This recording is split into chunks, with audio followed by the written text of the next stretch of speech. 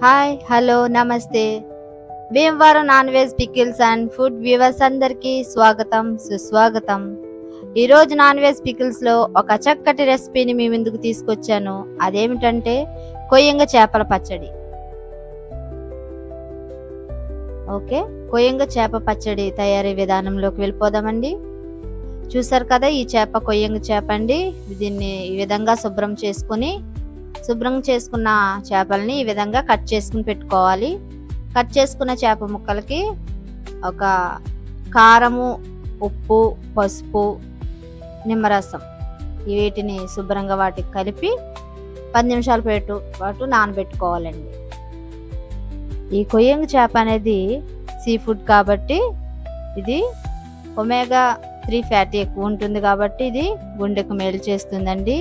దీన్ని తినడం వల్ల చాలా ఆరోగ్యకరం కాబట్టి ఈ చేపని ఈ విధంగా తయారు చేసుకుంటే రుచిగా ఉంటుంది. ఈ విధంగా తయారు చేసుకుని పెట్టుకున్న ముక్కల్ని మనం ఫ్రై చేసుకోవాలండి.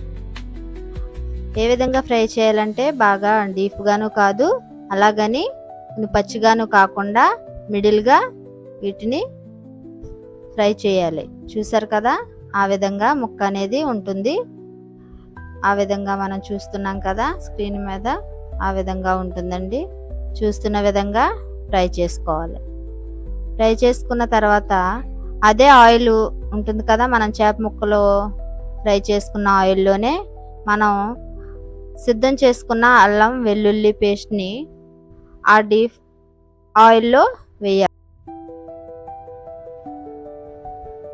అల్లం వెల్లుల్లి పేస్ట్తో పాటు మనం దీనిలో నిమ్మరసం కూడా వేసుకోవాలండి. ఒక గ్లాసు చూస్తున్నారు కదా, నిమ్మరసం కూడా ఒక గ్లాసు వేసుకుంటే ఇది బాగా డీప్గా ఫ్రై చేయాలి. ఎందుకంటే అల్లం వెల్లుల్లి పేస్ట్లోను అలాగే నిమ్మరసంలో కూడా వాటర్ కంటెంట్ అనేది ఎక్కువగా ఉంటుంది కాబట్టి మనం పచ్చడి అనేది నిల్వ ఉండదండి. అది డైరెక్ట్గా వేస్తే నిల్వ ఉండదు కాబట్టి ఈ విధంగా ఆయిల్లో మనం ఫ్రై చేసుకోవాలన్నమాట. ఫ్రై చేసుకున్న తర్వాత దానిని చల్లారి పెట్టుకోవాలి. వెంటనే వేడివేడిగా మనం పచ్చడిలో వేయకూడదు, గోరువెచ్చగా అయ్యేంత వరకు పక్కన పెట్టుకోవాలన్నమాట. ఈ విధంగా చల్లారిన ద్రవాన్ని చూసారు కదా, ఇది పూర్తిగా చల్లారిపోయిందండి. ఈ చల్లారినటువంటి మిశ్రమాన్ని మనం చేప ముక్కల్లో వేసుకుందాం. ఈ విధంగా చేప ముక్కలు మనం కలుపుని పెట్టుకున్నాం కదా పక్కన ఫ్రై చేసుకుని, ఆ చేప ముక్కల్లో ఈ మిశ్రమంతో పాటు మనం ఇంకేమేమి వేసుకోవాలో ఇంగ్రీడియంట్స్ చూద్దామండి ఒకసారి. కారం 500 గ్రాములు, లవంగాలు 550 గ్రాములు, గసగసాలు 50 గ్రాములు, దాల్చిన చెక్క 50 గ్రాములు, జీలకర్ర 50 గ్రాములు. మరొకసారి చూద్దామండి. కారం 500 గ్రాములు, లవంగాలు 50 గ్రాములు, గసగసాలు 50 గ్రాములు, దాల్చిన చెక్క 50 గ్రాములు, జీలకర్ర 50 గ్రాములు. ఇవన్నిటిని కూడా వేసుకొని గ్రైండ్ చేసుకోవాలండి. మెత్తగా మిక్స్ చేసుకుని వేసుకోవాలి. తర్వాత పొడి కింద చేసుకుని వేసుకున్న తర్వాత సాల్ట్ కూడా మనకు రుచికి సరిపడా సాల్ట్ కూడా వేసుకోవాలన్నమాట. వేసుకున్న తర్వాత వాటిని నెమ్మదిగా అడుగు భాగం నుండి నెమ్మదిగా కలుపుకోవాలి. ఎందుకంటే చేప ముక్క అనేది విడిపోకుండా ఉంటుందన్నమాట. జాగ్రత్తగా దాన్ని కలుపుకోవాలి. ఈ విధంగా జాగ్రత్తగా కింద భాగం నుంచి అడుగు భాగం నుంచి కలుపుకున్న తర్వాత ఈ మిశ్రమాన్ని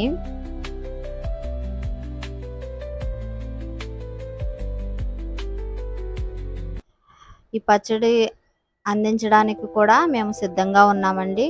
స్క్రీన్ మీద కనబడుతున్న మా నెంబర్కి కాంటాక్ట్ అవుతే ఖచ్చితంగా మేము ఈ పచ్చడిని సప్లై చేస్తాము.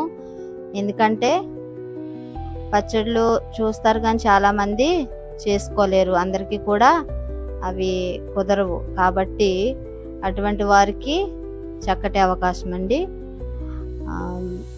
ఈ పచ్చడిని మేము ఒక ఫంక్షన్ ఆర్డర్ మీద 400 మందికి ఈ పచ్చడి మేము తయారు చేస్తున్నామండి.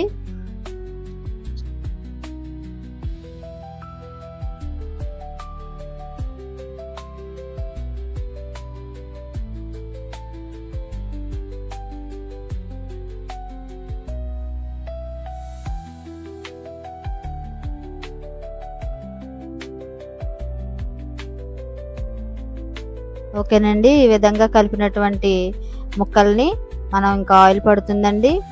ఆయిల్ గోరువెచ్చగా కాసుకుని నేనైతే ఇక్కడ పల్లి ఆయిల్ వాడానండి. పప్పు నూనె కూడా వాడొచ్చు.